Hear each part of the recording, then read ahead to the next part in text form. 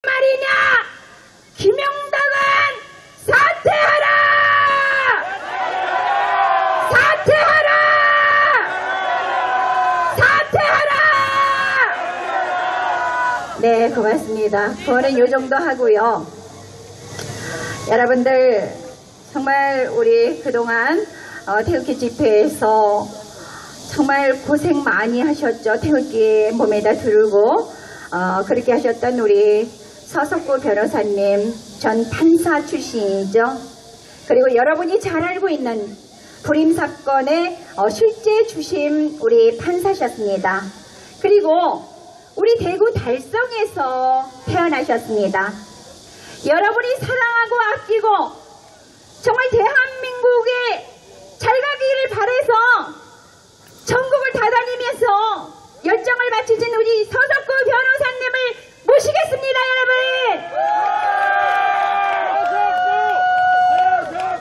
여러분 반갑습니다.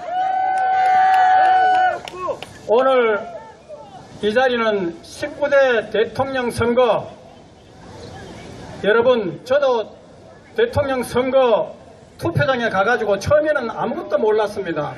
가보니까 투표 용지를 주는데, 무인을 찍고 투표 용지를 주는데 그 15명 후보가 칸칸이 그냥 선으로 그어져 있어가지고 공간이 너무 좁은 거예요.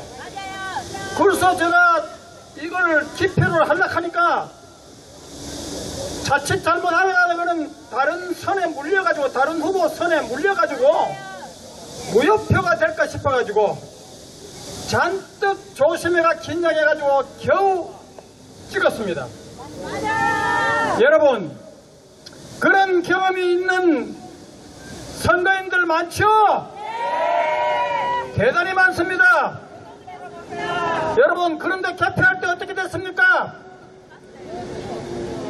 여백이 없는 투표용지, 개표지 개표할 때 나타났습니까?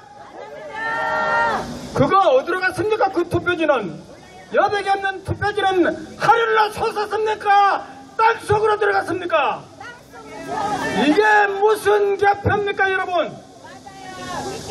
그래서 아까 우리 김재홍 위원장님께서 얘기했죠. 19대 선거 대선 개표가 잘못됐으니까 이것을 바로잡지 않으면 앞으로 대통령 선거는 물론이요, 지방자치 선거, 국회의원 선거, 국민들 주권이 다 도둑맞을 수 있죠.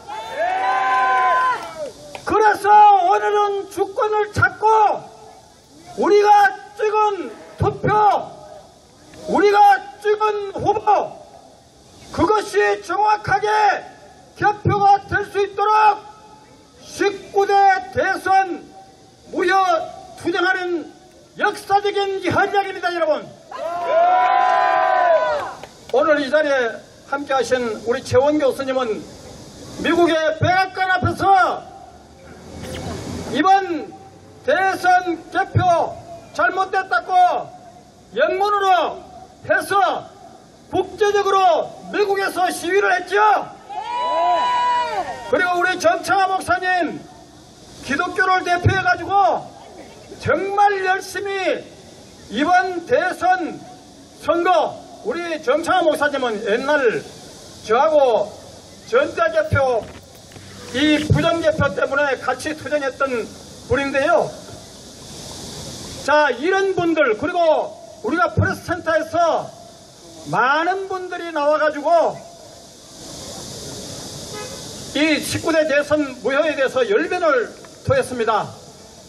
그리고 오늘 이 자리에 우리 사회 최영숙 교수님, 정말 오늘 이 자리에 모든 것을 수고하시고, 대구 대표 또 수고하시는 노영선 씨, 이 자리에 함께한 우리 대한민국을 지키기 위해서, 그리고 박근혜 대통령 탄핵 노예를 위해서 외치고 왔던 여러분들, 그리고 오늘 이 주관단체들, 협력단체들 위해서 여러분 박수 부탁드립니다. 그리고요, 제가 그 김재홍 위원장님한테서 제가 들었고 그날 그 포럼 할 때도 얘기했지만은 근데 그때 투표용지를 받으면 투표용지에 바코드가 있어요. 그 바코드가 있는데 우리가 이 선거인들이 무인을 찍고 투표지를 받으면 투표지를 받는 순간 그 투표지에 무인이 남습니다. 그리고 그 다음에 그 바코드를 카메라로 찍으면요 1년 번호가 쫙 나옵니다. 쉽게 얘기하면 선거관리위원회가 마음만 먹으면 누가 누구에게 투표했는지 금방 알아낼 수 있는 이런 체제입니다. 이거 여러분 비밀 투표에 어긋나죠? 네. 어떻게 이런 짓을 합니까? 그래서 이번 19대 대선 무효 소송을 네 그룹에서 나서서 지금 대선 무효 소송을 하고 있습니다. 저도 몇 개 단체 법률 자문을 하고 소장 쓰는데도 제가 도와드리고 했습니다만은 오늘 우리가 주권을 찾지 못하면 19대 대선 부정개표 2억을 진상을 규명하지 못한다면 앞으로 대통령 선거, 지방자치 선거, 국회의원 선거 얼마나 위험해지겠습니까, 여러분? 맞습니다. 여러분, 이렇게 해서 정권을 잡은 정권을 무슨 정권이고 자기들이 소리치고 있죠? 촛불 정권이라고 했죠? 네. 국무총리가 촛불 정권이라고 자처하고 있고 그 한미 정상회담 했을 때 문재인 대통령을 부를까 말까 정말 의심스러운 그 문재인 뭐라고 했습니까? 촛불혁명의 승리라고 했죠. 네, 맞습니다.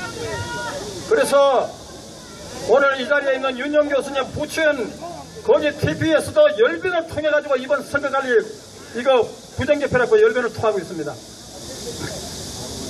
자, 그래서 여러분 올해는 선거 무효 소송을 통해 가지고 전국을 돌면서 대선 무효를 외치면서 국민의 주권 찾기 운동에 여러분 적극 동참합시다. 그리고 여러분 마지막으로 제가 아주 여러분들에게 기쁜 소식을 전달하겠습니다. 여러분 미국과 카나다와 독일, 오스트랄리아, 호주에서 박근혜 대통령 구명운동, 청원운동이 벌어지고 있습니다. 그런데 그 청원을 어디로 보냈냐? 유엔 인권위원회, 고등판무관 유엔 인권위원회 보내고 MSP 보내고 그리고 미국의 트럼프 대통령에게도 보내고 있습니다. 그래서 오늘 제가 미국에서 카나다에서 독일, 호주에서 벌어지고 있는 박근혜 대통령 구명 청원운동 서명서를 갖고 왔습니다. 여러분 한 분도 빠짐없이 서명해 주시겠죠? 네! 그러면 그 청원서에 뭐가 담겨 있느냐? 제가 미국과 카나다에다가 100여 건이 넘는 조서, 탄핵과 관련된 100여 건의 조서가 자정을 훌쩍 넘어가지고 가혹한 인권유린 강압수사를 했다는 그 조서들을 다 사진을 찍어가지고 그 조서에 보면 수사 상황 보고서가 나오는데 이분들이 검찰에 몇 시에 도착했고 조사는 몇 시부터 시작해가 몇 시에 끝났고 수사기록 열람은 몇 시부터 몇 시에 끝났고 그리고 조사받은 사람은 누구고 검사 이름은 누군지 이것이 적혀있는 수사 상황 보고서를 제가 사진을 찍어가지고 미국과 카나다에 100여 건이 넘는 자정을 넘은 조서 수사 상황 보고서를 미국과 카나다에 다 넘겼습니다. 그랬더니 미국과 카나다에 있는 저희들 동지들이 깜짝 놀래가지고, 아니 미국과 카나다에는 자정을 넘어가 조사하는 법이었는데 한국은 사람을 개돼지로 취급하는지 어떻게 자정을 넘어가지고 이렇게 무차별로 100여 건이나 이렇게 조서가 작성되느냐. 변호사님, 이거 그냥 두면 안 됩니다. 국제국에 호소하고 트럼프 대통령한테도 호소하고 해서 국제조사단을 한국 검찰에 파견해가지고 인권유린 수사를 촉구하는 청원서를 냅시다. 이렇게 해가지고 드디어 전 세계로 이 청원 운동이 번지고 있습니다. 그리고 거기다가 매주 4일간 박근혜 대통령이 살인적인 졸속 재판을 받고 있죠. 재판 받다가 어지럼증이 와가지고 책상 위에 엎어졌죠. 그리고 최근에는 발이 아파가지고 법정에 나올 수 없는 이런 건강상의 어려움도 있는 거 여러분 아시죠? 제가 변호사인데 어떻게 일주일에 4일간이나 계속해서 재판을 하고 그것도 수많은 증인들을 조사하면서 어떻게 합니까? 안 됩니다. 여러분, 변호사가 무슨 철일입니까? 수많은 증인들 일주일에 4일간이나 계속해서 증인신문사항을 만들고 반대신문사항을 만들고 불가능합니다. 아무리 초능이 짜려도 이거는 불가능합니다. 이거 준비하다가는 변호인도 쓰러질 수밖에 없습니다. 65세의 고령인 박근혜 대통령, 여러가지 지병을 갖고 있는 대통령 쓰러집니다, 여러분. 어떻게 이런 잔인무도한 졸속 살인적인 재판을 하느냐. 이것도 이번에 청원서에 들어가 있습니다. 그리고 또 청원서에는 이런 내용이 들어가 있습니다. 대통령을 즉각 석방하라.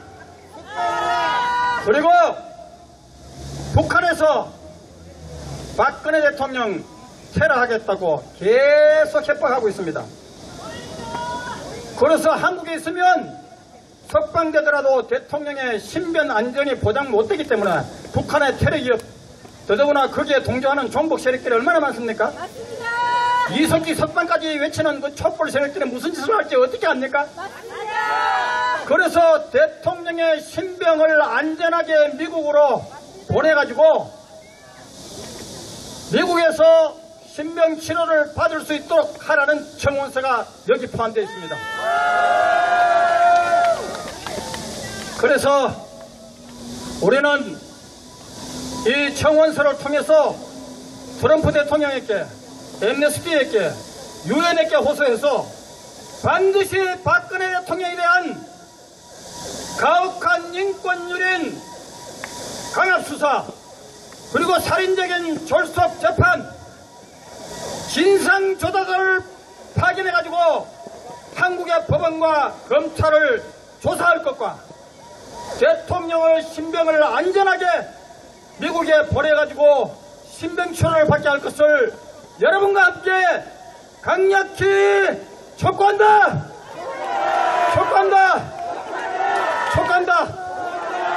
여러분, 오늘 쟁쟁한 다른 훌륭한 연사분들이 기다리고 있습니다.